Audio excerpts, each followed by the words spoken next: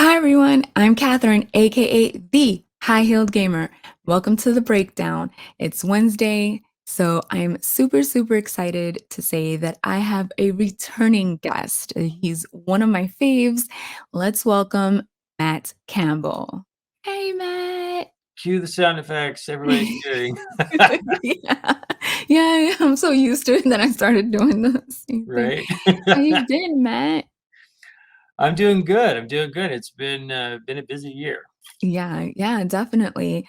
So tell us a little bit about what you've been up to since the last time we spoke. God, it's been a minute. Yeah, so since then, we got a new issue of Mythica made. We're now up to issue 8 of Mythica, which is this big banner behind me is from issue 7, and we've had some amazing guest artists. Um, and then I've also been teaching comic book classes and teaching at the college here in Colorado, teaching comic book art. So I've been very busy. But issue 8 is now on Kickstarter, and there's like 3 days left as of the moment we're recording this, and it's doing phenomenally. Again, all of our previous Kickstarters have been successful and funding pretty quickly. And then the extra stretch goals are unlocking, and so we're able to get people extra stuff, stickers and mini prints. And the extra money that we raise has been used to bring on some big name cover artists and special guests. So on issue 8, we got Alex Sinclair, who's done coloring for Jim Lee and DC and Marvel. He's like a legend colorist in the industry. And he colored over my artwork, which I can show you right now if you're Yes. interested.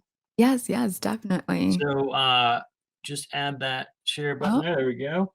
So this is the line art, and Alex, when he agreed to work on this, I just immediately stopped what I was doing and started to work on. Oops, excuse me. Started to work on the line art and wow. trying to make something that he would be worthy of coloring. Because Yeah. he's a badass. And Yeah. so this is what it looks like colored, Oh my gosh. right? Oh, That he used instead of just like a typical moon, he went with a like a blood moon, yeah, I was going to which say. just looks sick. Yeah. And I love how it came out. He spent time getting in there and coloring the details of the kilt, which that's why I started this book. I wanted to have a hero in a kilt. I hadn't seen that too often. But I got to be honest, after doing 8 issues, I'm starting to understand why it's not often in comics, because there's a lot of folds and pleats and plaid Um, patterns. I mean, when you look at all these little ins and outs here, there's lots of lines going on. oh So gosh, yeah. it's a lot of work, but thankfully I really enjoy that kind of work. I'm a detail person, so I was getting ready to say, I remember the details. The details are one of my favorite things about you and your artwork. It's like you pay attention to details, and I'm a huge fan of that. So tell us a little bit about working at the college, like teaching the art stuff. Is this your first time ever doing anything like that? no, I've been a teacher at the college for since 2016. Oh, So I think I'm going on year 6 now. And I have been teaching a comic class almost the entire time. So I teach 3 classes there now. 2 of them are like fundamentals of graphic design, line, shape, form, alignments, balance, all the things that you need no matter what medium you go into, whether it's graphic design or illustration or even video. okay. Understanding all these basic things are the foundation. So I teach that class. Then I also teach a comic book class, and the comic book class, each student is given a variety of scripts to choose from that are 3 to 4 pages long, and then I show them every step in the process. We do thumbnails, then we do roughs, then they learn penciling techniques, inking techniques, and they have to illustrate this 3-page story. We learn Oh, about wow. panel flow and how to connect one panel to the next one and not have characters just standing there like I was just sticks. going to ask if you teach the panel flow Yeah, and that's stuff like that. the rough draft part is where most of that stuff is worked out, and Okay. so the largest chunk of time is spent on that. It's almost 3 weeks that we just spend on the rough drafts, and, then when it's, then we letter it, and, when it's done, I do a cover and, put it all together, and I send it to the same printer that publisher that makes my books, and they send them back, and we have them back in time to have in their hands by the time the class Oh my finishes. god, that's so cool. And yeah, we've done. I'm currently working on my 13th cover for that class Oh, because we've done so many. Um, wow. yeah, I'm about to put together like a montage slideshow or something of all these covers. Yeah, and oh my god, that's actually really cool. Like, how many have gone on to create their own comics, do you know? Quite a few. Like I don't know what stages they're at, but Mhm. I remember the last time I did Colorado Springs Comic Con, which is where I'm at. It's a pretty decent sized convention. Um, I was a guest there, and I went down the aisle and I saw like 3 of my students who had booths there. So that Aw. was pretty cool. And then last time I talked to you, when we were promoting this comic right here, uh, we had raised so much in our Kickstarter that we included a short story in the back of it. And that short story was illustrated by one of my students, Caleb Addy, who's currently a freelance comic book artist out there. He's amazing. You Aw. can find him on Instagram. And let me see if I can You must have, pull up like, a proud mentor moment when you see, I like of course I do. I mean, it's amazing when I see that, and what's even better is, on that on that thing, I have a list of colorists, I have a list of artists that I reach out to in different times, aw. and I reached out to, a colorist who, had worked for Spider-Man a lot named Andrew Crossley, and he was the one that was available at the time to, like, color the pages I need. So Caleb got his first published work colored by this Spider-Man artist right out of the gate. So his first 3 pages like look phenomenal in this Wow. book, and they're in the back of this issue. And so you can check that out. He's also done covers for Stray Dogs. There's a comic book out called Stray Dogs that's pretty popular right now, and he did like a local shop variant, Okay. and but yeah, he's definitely somebody to watch. He's got a very splattery style, like ink splatter and Mm, stuff like that. If you share my screen, okay. I'm pulling him up right now. I could be sure and tag him in Oh, this when you share it. yeah, So yeah. this is his Instagram, and these are some of the pieces he's been working on. You can see Oh, his style wow. is like really incorporates a lot of Oh, splatter and the yeah, I see what you mean, yeah, yeah. That's and nice. it's really fun. It's great for covers, cover art, and he has a lot of these where he shows his process. Oh, I love those videos. I don't know what it is about those videos that are just, like, so soothing for Right. me. Like, people have ASMR, I have these videos. So yeah, you can see he's splattering ink all over the place. Mhm. He's always been big into that ever since I first met him. And the pages he did for me have a lot of splatter in them too. Um, and then he goes through it and he does highlights with whiteout, believe it or not. Whiteout? Is He's that what using he's whiteout. using? Yeah. If you pause him, you can see it. But yeah, Wow. he's got a fun style. Definitely check him out. He could use some support, and he's definitely looking Yeah. for more work. He's only done a few things or so far, but he's amazing, Oh, and wow. one of my students. So I love to promote these guys. Yes, definitely. Oh, that's cool. Um, Yeah. so yeah, definitely check him out. It's DJ Space Invader at Instagram. Okay. So I will definitely give him a shout out and a tag and all that good Yeah. jazz and get people his way. That's pretty cool. When you teach like the students and stuff, do you encourage them to try different art styles just so they can get not a hang of it, but like to see if there's other styles that they might end up liking? Yeah, absolutely. So in the comic book class, that's the first question they ask me, like, can I make this digitally? Can I do it on my iPad? Can I do it in Procreate? And I say, look, you're going to get the opportunity to do a page of this in your iPad and digitally if you want. But we are going to make the first page with traditional pencil on 11 by 17, and I'm going to show you guys the difference between drawing, which is shading from dark to light, and you make a sphere with nice gradient shading, and the difference between that and comic book penciling, where everything's the same level of darkness. You create shadows and stuff with hatching, and there's no shading. There's no gradual, Oh. type of gradient. Now, in later, times, you can like uh, start to people have used that technique before. I shouldn't say no one shades in comics, but the traditional method is this hard edge penciled pages that most of us are used to. And the reason for that is that if you do it tightly, you can adjust the levels and it can look completely inked or dark because everything is tight.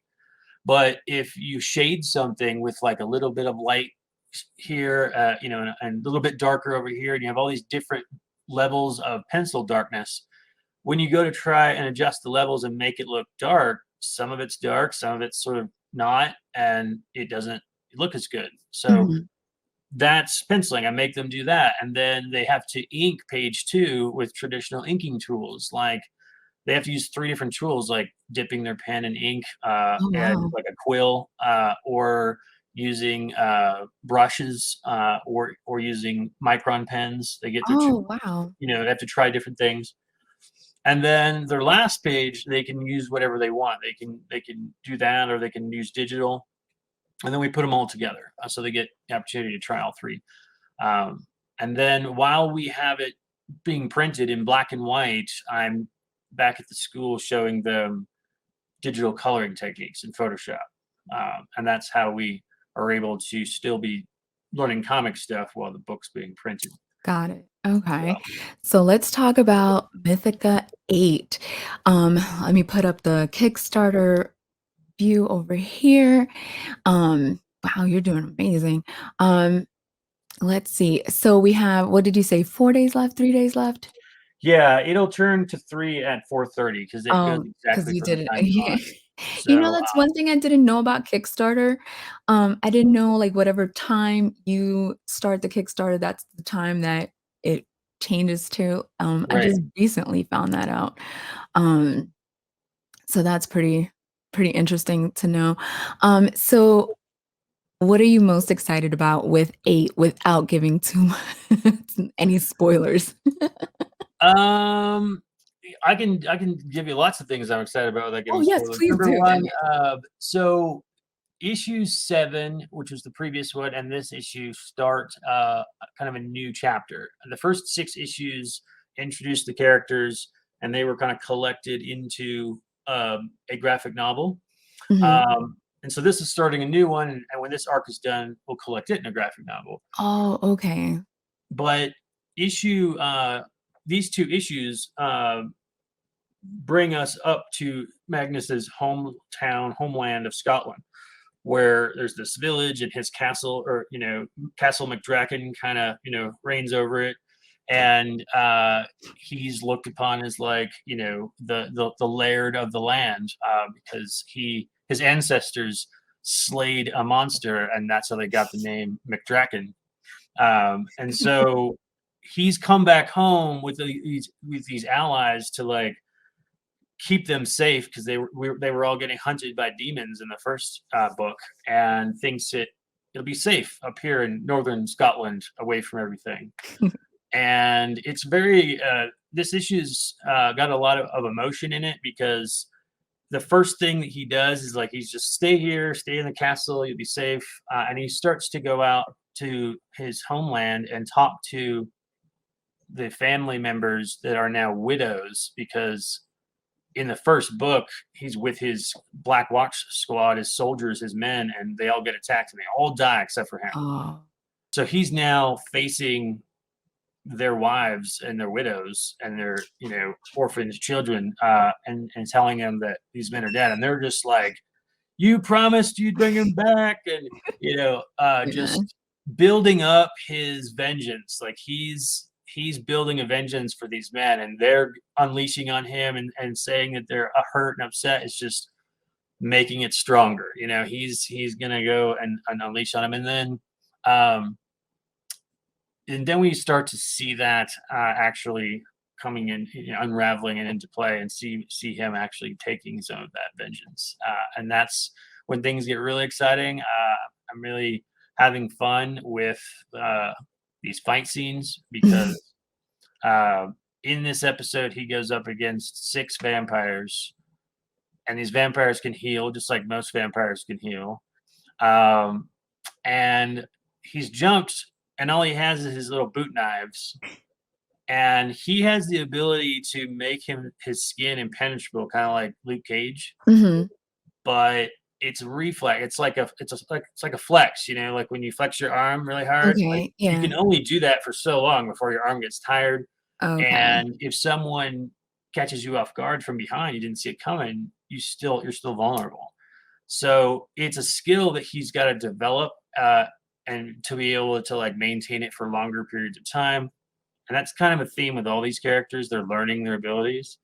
Um, and so when he jumps in, he's like, kicking ass, and like, they're not hurting him, Yeah. but he starts, messing them up and stabbing them, and all of a sudden they start getting up and they start healing, and he's starting to get tired, and he's like, shit, you know. And so it drags this out. You're like, how's he gonna get out of this situation? And And, that's kind of what we're in the middle of right now, and it's mm. super fun. Is that So the biggest, like, fight scene you've drawn so far? it's I'd say it's the biggest in that it's the most choreographed. Like Okay. I'm really trying to be mindful of, you know, these 6 vampires and like where they are at in this location, and trying to make it look like he's getting jumped by different characters at once. Mm. And I've been studying a lot of different fight cinematography and how they approach it, trying to get stuff going. But it's also different because a lot of times in comics, especially superhero comics, uh, characters, you could just make a character look dynamic by giving them like great big haymaker punches, Yeah, yeah. and these are like super powered vampires, and and so is he. He's got he's stronger too. So uh, what do you do, beyond just punching each other? Things start getting more brutal. He starts like ripping an arm off, things like that. And that's where you're like stepping out of the range of hand-to-hand combat and into like supernatural combat, and you're like, what else can I do? you know Mhm, yeah. Yeah, yeah. so that's what's fun about it, for sure. Okay. So, what are can we talk about some of the, rewards for the Kickstarter to Absolutely, yeah. entice So people? um first, let me talk about the stretch goals, because Oh, let's go. these stretch goals are free rewards that you get when we reach these different milestones, and everyone gets them. So the first one was unlocked at 6,000, which gave everybody, even the digital backers, even if you only backed $5, like over here, you get these 3 extra issues from other creators that are currently on Kickstarter. Oh, And wow. so these are all, little first issues of their books. Immortal Era is currently funding on Kickstarter right now. And then not long after that, we hit 7,000, and so this is a mini print of our character Riley Scott, and this is the first appearance of Riley. It was in issue 2. It's the Oh. first time we see her, because since then she now has an eye patch, and Yeah. in one of those issues you find out what happened. But Oh, okay, okay. This is pre-eye patch. this is pre-eye patch, right? Still has both of our eyes. So then this is the next one that we're working on. We're less than $500 away from this one, and everyone will get a die cut sticker. This will be in full color, colored by one of our amazing colorists. Oh, Uh, okay. he's actually doing it right now, Love but me a I wanted to sticker. go ahead and show people like what it was going to look like. Yeah. This is actually one of the panels from the comic, one of the shots there. Oh, cool, cool. I Um, love me a sticker. I'm a sucker for a sticker. Sticker, yeah. bookmark, or pin. Sucker for those. So there he is with his little boot knives, charging into six Yeah, vampires with no fear whatsoever. He's just that's like, "Bring dope. it, bring it on." Um, so, like I mentioned earlier, we had Alex Sinclair work on the cover. That was pretty awesome. Yeah. Um, so there's Riley with her eye patch, and we had a bunch of reviews since last time, so I put a Oh, lot of those up sweet. there, and you guys can check that out. Here's a 2-page spread of Magnus walking through his homeland, Yeah. and riding a giant bighorn I think I cow. actually saw this page before it was colored, if I remember correctly. This page you You had might it. have. You might have Yeah.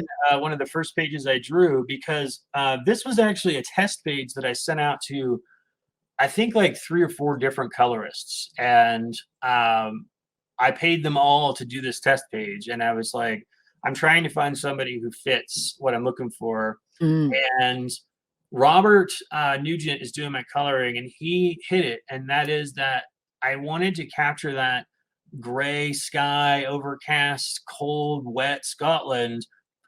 So lots of grays. It's also World War I, so you Yeah. expect to see lots of gringy, dirty grays, but also have some colorful stuff in there. I said I don't want it to go full, superhero comic bright colors, but I want to have bright colors contrasted against these muted colors. And he did a great job. He really knows how to separate, foreground from background, and put in the Yeah. mist and the fog. So he got the job, and he's doing amazing. So yeah, and Magnus's hometown is called Cape Wrath, and that's a real place in Scotland. Oh, is it? Okay. Yeah, I do a lot of research of both Scotland and World War I, and so I try to incorporate that, whenever I can. Oh, that's pretty cool. Yeah, doesn't that sound intimidating, Cape Wrath? Yeah, it does actually. So I'm thinking that's probably going to be the title of this second book, Oh, yeah. this second graphic novel. It's just Cape Cape Wrath. Wrath. I love Uh, it. so these are the cover variants. We have the normal cover, the Virgin cover without any graphics, just to show off uh, Mhm. his coloring. We have an artist edition, and this artist edition is black and white line art all the way through. There's no colors, just the line art, and then the lettering, of course. And then this is the Naughty cover, and it's currently being colored by Chuck Obach, who he colored the last cover, the one that was on the poster behind Oh, me. He's an amazing colorist. Um, and then the other thing that we're doing is we're offering all of this previous issues as reprints with new covers for this campaign. So oh. this is issue 1 with cover art by Marvel Comics artist Bob Hall. Bob Hall used to work with Stan Lee, like he's I old actually school have, bullpen. yeah, I have one of his, I went to a convention and he was doing art and he, was like, "Who's your favorite hero?" I was like, "Hulk," and he just drew the Hulk and he was like, "Here you Whipped go, it that's out, yeah. yours." Thank you."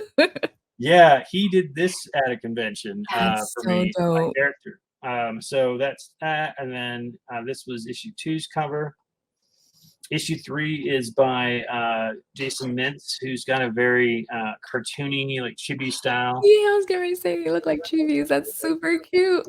Yeah, he's very popular down here with his all of his art is like that. So he's done almost every character from every medium you can imagine. He's done video games and Star Wars and Marvel characters and DC characters, all in this style.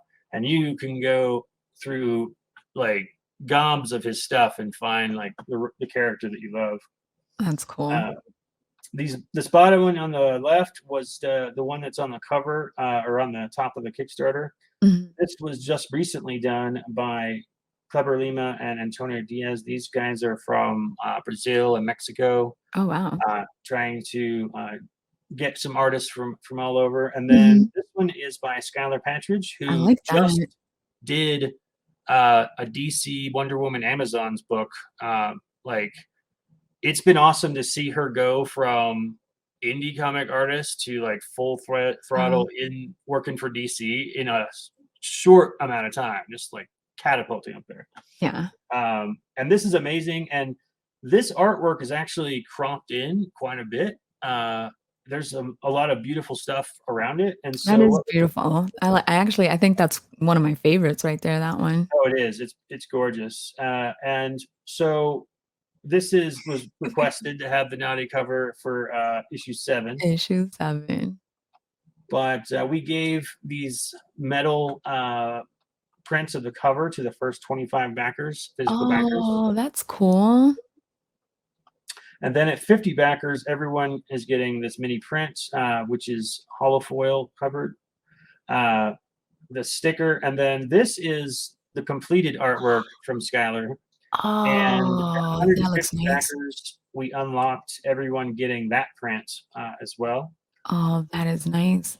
So yeah, it's been pretty awesome. People have been, grabbing all sorts of stuff. There's digital rewards. You can get just the single issue or all of the back issues digitally. You can pick any one of those covers that we just talked about. One of the covers that's not listed on the thing and I probably should have, is we do have a sketch cover variant that's just blank, and you can get your favorite artist to do a sketch on it, like Bob Hall. Oh, Go back to Bob and say, "Hey, right? sketch cover it." We also have the artist edition, and then I have this package that includes all 8 issues printed. And that's been a pretty popular one because then everyone gets a copy of that. Mhm. And then I have one that you can get a sketch covered that I actually do a sketch on, so you can choose, a character. And then we have what we call the producer package and the executive producer package. Ooh, So fancy. yeah, with the producer package, you get all of the printed books and all of the variants Wow. signed. And then you also get listed in the book as a producer. You get Oh, a copy wow. of my art book, Matt Campbell Art Volume 1, and all of that, plus all of the extra bonus rewards like this print over here and all the stuff that we got. And then we have 2 executive producer packages. One's already been taken, and that gives you all the stuff from above, all the producer stuff, but you also get the original art to the cover. So this one here is the original art that was on my Photoshop. This one right here. Oh, okay, And okay. then the other one is the original art to the naughty cover, and that one was taken right away. I can't imagine why. Can't imagine why, right? So you get a nice original with that, and then you also get a custom sketch cover drawn by me. Oh, wow. So that's included, and I believe that's part of the this package too. Yeah, so this one comes with a sketch cover drawn by me for the producer package as well. So You've got a lot uh, of goodies in this. yeah, yeah. I tried to keep it, not too complicated. I know I've seen some Kickstarters where there are just so many variant covers, and Mhm. so what my plan is moving forward is, unless something changes, is that we'll have a couple of variants for the cover of the current issue, Oh, okay. and then every time we release a new issue, we're going to release all of the back issues with all brand new covers. So that means 8 new covers. Oh, So you could Wow. theoretically end up with several issue ones, but instead of having all of those listed all at once on Mhm. Kickstarter, they're part of that particular Kickstarter, and they're numbered. So there's only like 100 of them, and they're numbered on the book. So you can say, oh, this Okay. is number 47 That's or cool. whatever. That makes them, shorter runs and more collectible, but it still gives people the opportunity to get the books as individual comics. But if you're not into that, if you're more of a graphic novel person, issues or the first graphic novel, which collects issues 1 through 6, is on the website right now. Can you tell them that website? Actionlinestudios.com. Oh, If you can also type in mythicacomic.com or mattcampbellart.com, they all take you to the same place. I have like cool. dozens of different names that all go to the same place. Oh, that's awesome. That's super, super exciting. You're also streaming too? You stream, is it on a Yeah, regular schedule or when you have, like, the free time? no, I need to make it a regular schedule because that helps. And I'm really considering, Twitch, but I don't know the Twitch crowd, so I'm hesitant. Like I have following on Facebook and I have following on TikTok and Instagram. So I've live streamed in all of those places. And I know that people are used to live streaming on Twitch. I just don't have an audience there. So I'm Mhm. hesitant. Yeah, But yeah. yeah, I got into that because I was kind of already doing that over the pandemic with my students. We had, all these classes I told you about earlier. I had students successfully do that entire class, and then I still got books in their hands, even though we were Wow. in the pandemic and didn't ever come in contact with each other. So Now it can that's be challenge. done. It's challenging sometimes because in comics there's a lot of scanning in your work and printing it out bigger and rescaling and trying to coordinate that with students who don't have the Oh, machines. I don't yeah. have a scanner. Okay, crap. What are we gonna do now? Things like that. Yeah. But we got it done. And, there's always a solution Yeah. if you put some time into Um, it. I So was gonna say if you want it bad enough, there is always a solution too, yeah. exactly. So yeah, it's after I started doing that, I was like, okay, well, I enjoy drawing. I enjoy, drawing live. I do it at shows all the time. And I'm always happy to share, my tips. But so I started live streaming. And like I said, the biggest challenge that I have is trying to pay attention to the chat while I'm live streaming. And I don't know, you use Twitch, right? Yes, I do, yeah. So on Twitch, when someone makes a comment, is there a chime or something in your ear that lets you know? No, well, not I on don't know why there. they don't do that. I Like, know. that would help me out so much. That would help all of us out so much. No, there is no chime. I just sometimes, depending on the game, I can see the chat move because I have it here, or sometimes I just pull because if you download the app, you can watch the chat on your phone. So sometimes I just keep the phone underneath me, which is a lot of streamers do that. If they only have like one or two monitors, they'll use their iPad or tablet to keep monitor of the chat. Right. But since you're drawing on your tablet, Well, what I might be able to do is, can you detach the chat and put it on a different screen, like just the Mhm. chat? Mm. That might be the way to do it then, because I usually have all of Photoshop on my Cintiq, and so if I could bring just the chat over there and then have the rest of the video up here, I could make that work. Yeah, because I have my chat, attached to OBS. Mhm. So I put Stream Elements, Studio on my OBS, and my, chat is attached to all of that on a separate thing, but, there is a way to Oh, pop like a out. layover, or an Mhm, overlay. mhm, and there Yeah, is a way to nice. pop out, the chat as well too. I have OBS, I haven't, so you're Yeah. using OBS on Twitch. Yeah.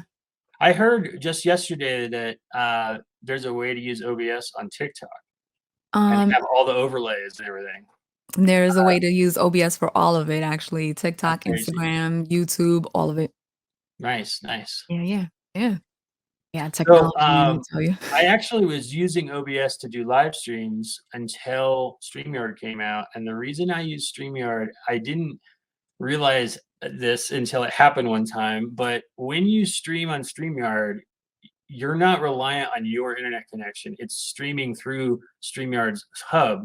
Yep. So one time I was on a show like this, and the guy that was hosting, his power went out. And so I'm just on the show by myself, but I don't have access to any of the controls. So it went to me, but I can't turn it off. Yeah.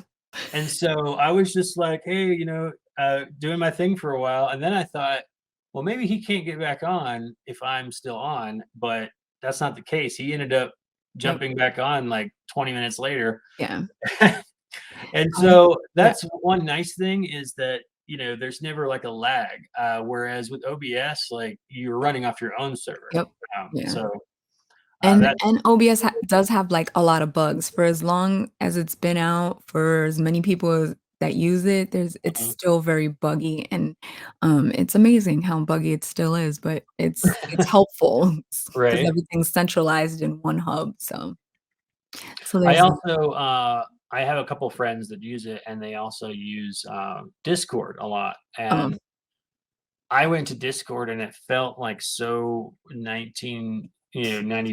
It was like just this ongoing forum, and I was like, I yeah, remember this from mm, like 20 years AOL chat ago. Like rooms and this is, stuff. I was like, why does it look like this? And they're Yeah. like, that's where everybody's at. I'm like, why? Yeah, I have Discord too, and it's just like this is all it is. It's one continuous chat. I use Discord for my, when I stream with more than one person, we hop on video and on Discord, and that's how I get everybody on the screen at the same time. But other than that, yeah, Back in the OBS. day when I was in school, and that's actually about the time that I met um, Tom Rash. We used to use a website called conceptart.org, and Oh, it was basically like deviant art for uh, for concept artists, and it was pretty much just concept art.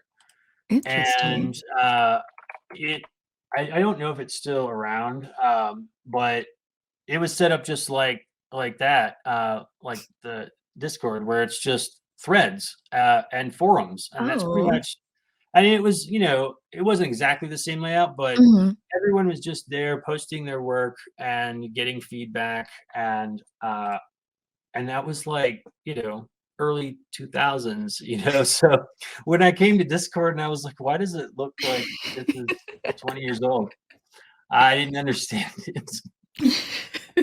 Maybe it's retro to have it look like that. Maybe. It has to be something because I was just like, "I don't get it." Like, I don't Well, understand. yeah, I mean, if it goes that way, I might. I mean, Facebook as a social media thing isn't particularly great, but there's a lot of individualized groups. I was just talking about this in my last live stream that like not only are there tons and tons of indie comic groups, which I'm sure you're familiar with, Mhm. but uh, at first I was promoting, and this goes out to anybody that's making a Kickstarter or Oh, doing a listen Kickstarter. up. At first, I was promoting my books in all of those places because that's what everyone else does, and it's just Mhm.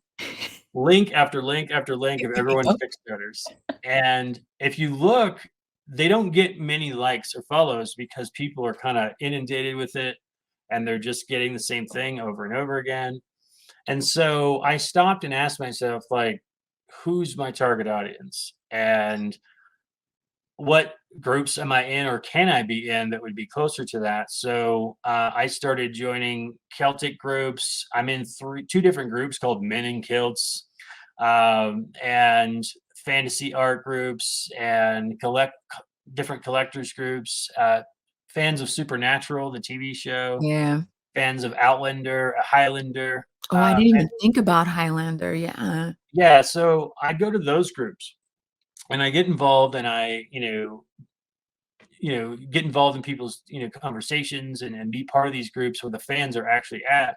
And Mhm. then when my Kickstarter rolls around, I start saying, "Hey, I got a thing is all about a Celtic person, and it's all about Celtic stuff. And I just kind of tailor my, you know, pitch to whatever group it's in, and it does so much better as far Mhm. as likes and people checking it out than the groups that are all about indie comics. Yep. Um, that being said, I was part of an indie comics group this go around that is called the Cross Promotion 2022, I think, or something. Oh. And it was created by Caleb, whose campaign is ending in the next couple of days. Caleb Thuset, who's doing a comic called uh, Into Neverland or something like that, The Neverland, and it's a story based in like the Peter Pan universe, which is public domain because the guy that owned it from the beginning said, "I don't ever want this to be private domain." Mhm. So he's had this story going. He's also done some stuff for other comics, but he started this group, and not only was it a group, it was also a chat group. Oh. And during the course of my campaign, which I've got 3 days left, it never stopped moving. It was just people Huh. exchanging like tips and what's happening. Like I learned, for instance, that there's someone that you can email at Kickstarter to say, hey, this is my Kickstarter. What do you think of it? Do I need to improve anything? But what you're actually doing is getting your story on the radar of the people who make the decision about project of the month or Oh, projects you wow. love, and they can only put out so many of those each month. And so if you get under their nose first and say, hey, this is my book, your chances are highly, much better of being listed as projects for them. Got it. So that was one of those things that I learned in this group. And it's just everyone that was in the group is currently either live or has one coming. So they would be like, hey, I'm about to do an update.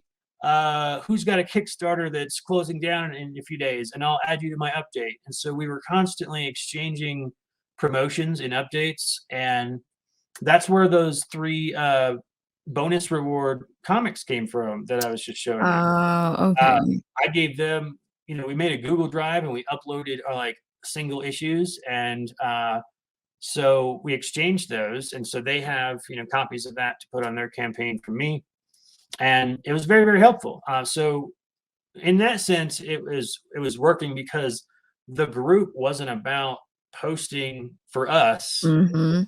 it was about exchanging information about what's working out, what else is working, and how we can make this better. And hey, this guy over here has got a live stream show. I was just on it yesterday. Go talk to him. Things Oh, like that's that. cool. That's a good Um, networking tip.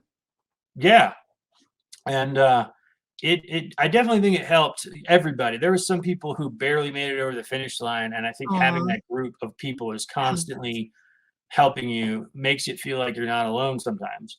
Yeah, yeah. Because one thing I have learned talking to everyone that's done a Kickstarter, it's tough, like, and if you do one Kickstarter and it does good, that's not guaranteed that the second Kickstarter will do good as well, you know what I mean? So, it is good to have that networking connection to where it's not just you help me, but you understand what I'm going through as well. Exactly. Yeah, Yeah, there was a lot of times where some of these creators would hop on and they'd be like, "Oh, I just had two people back out," and everyone's like, "Yeah, I've had that happen. It sucks." And then they would jump together and like start promoting some more to try and get up those person back up over their goal. And so yeah, you're absolutely right. Everyone in the group has either done one or several, and I saw a couple people jump on who obviously this was going to be their first time, so they're asking lots of aw, questions, and yeah, it was a really great thing. I'm really grateful to Caleb for putting that together, and it is a private group, so you have to like I guess go through him or something yeah. maybe to get it, but so yeah, if you're making a Kickstarter, I definitely recommend something like that. I'm sure that's not the only group out there that's like that, Yeah. because there was only like 50 people in there at the time. Wow. Um, But at any given point right now, there's about 250 comic book campaigns going on Kickstarter. Dang. So you have a lot of competition, and some of those are big boys, like Mhm. Brian Pulido or Aspen Comics, things like that. And so it used to be that there would be a lot of these people jump on Kickstarter who were like philanthropist types, and they would just be like, "Oh, this looks like something good to support, and this looks like good something to support." But now you've got these campaigns that are so massive that they've already like even those people have started to like say, "I can't support everybody. Yeah, I yeah. gotta pick and choose."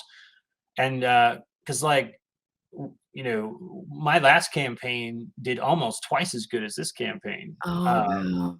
and you know there wasn't much difference in what I did. I think it's just a matter of there's more now, and so you gotta start being a bit more strategic and Yeah, finding ways to get your foot in the door. yeah. So Words of wisdom right there. did Definitely, you and hear about the realistic author too. that did like 26, 27 million on Kickstarter? No? You haven't?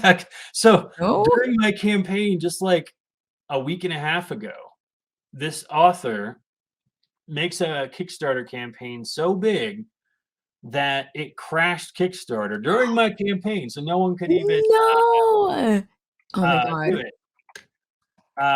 Yeah, I'm looking him up right now. So he was a book author. He was one of the authors that wrote The Wheel of Time, Okay. and I'm pulling up his name now. So his campaign when he launched it, his name is Brandon Sanderson, and his campaign has had more backers than anything in history. So it was insane. So let me see where it's at Wow, now. wow. Brandon Sanderson. That's crazy. I wish. I would never. So apparently he had like big name. He's currently at 29 million. So yeah, I got it up on my screen. 126,000 backers, Oh my uh, gosh. and he still has 15 days left. But these were coming in so fast that the ticker was just moving nonstop, and it crashed Kickstarter. Oh And my so you gosh. go to check on your Kickstarter to see if you've gone over your goal, and it was like Kickstarter's currently down, and you're like, "What the?" What? No. Uh, No. so yeah, that's things are I don't changing on mean to laugh, Kickstarter. but that's, like, all I picture is, like, everybody that has, like, an important, Kickstarter going just dropping to their knees going, "No." Yeah, I mean, imagine if you're like that close to your goal and you've only Oh got my a few gosh. hours left, and all of a Oh, sudden, so, yeah, people. Oh my god. it's insane. He doesn't need any more plugs, so we won't, Yeah. talk about him Right. too much. But yeah, that's just to show you, like, it used to be just a couple years ago, 2, 3 years ago, you could pretty much launch a campaign with a comic, and as long as you set a goal of, pretty low, $1,000 to $2,000, your chances Mhm. are pretty darn good you're gonna hit it. Yeah. And now you gotta do a little bit more. You gotta put some effort into making a Yeah. decent video. You gotta, you know, market way ahead of time. You can't just show up and Yeah. hope that people are gonna see it. You gotta bring your Hype it up. audience to them. Mm. Yeah. So it's a bit of work for It sure. is, but the payout is amazing because holding that book in your hand, something that you've worked so hard for, it's a dream come to life, it's a goal Hmm. realized, it's definitely worth it because every time I've asked somebody, "What was it like to hold the book?" Like, instant smile, just like what you're trying to I saw you. It's an Hmm. instant smile because it's like all this hard work paid Hmm. off, so, yeah, definitely. Well, Ah, and I've been talking to a couple of the medium-sized publishing companies like Antarctic Press and Red 5 about Mythica, and a big part of that is that Kickstarter allows them to see that you are growing your audience and you're also consistently putting something out. I didn't even think And so of they that. say, okay, we can see you're not bullshitting us, Yeah. so we're interested. And so that's kind of where I'm headed next is talking to some of these, some meetings to talk to some of these people and find out like the specifics of, percentages and things like that. Mhm. Um, that's the goal. And so, I don't that way I don't have to worry about like distribution and packaging and mailing stuff out. I can just focus on making Yeah. pages and let them do that. So Yeah, yeah. I love that your hat matches your chair, by the way. yeah, I'm gonna represent my brand here. Fight red. Oh, well, unfortunately, we have come to the end of the show. Matt, are you gonna be at any cons by any chance? Are you venturing out this year at to con? A little bit, not as much as I'd like to. I have a small Colorado show coming up in April called the Wicked West Comic Con in Loveland. And then Fan Expo Denver is here in July, around July 4th weekend, which is Fan Expo has got so many big stuff around the country that they bought out a lot of them. Oh, wow. They used to be owned by Wizard World. I think they bought Wizard World too, Oh, okay, okay. or vice versa. But yeah, that they have a bunch. And so they came and bought up our big Denver one, and so that's going to be here this July, and then another one in Colorado. I'm not venturing out of Colorado right now because between teaching and just trying to focus on getting books out faster, And gas prices. and gas prices, I'm really just focused on like you know getting I can cover all the comic shops up and down Colorado and do like little store shows where I'm the only one there. And by the time I've covered every store in Colorado, I do better than I would have flying to New York, paying for Wow, flight, paying for hotel, paying for everything. dang. I make more just doing that. Yeah, So that's what I've been focused on lately. not a Uh, bad trade-off. yeah, yeah, Well, like always, I appreciate you taking the time to talk to me. Go follow Matt, go watch his live streams, but most importantly, go back that Kickstarter. yes, please. Yeah. As always, guys, it's been a pleasure. I will see you guys next Wednesday. Have a good one. Bye, everyone.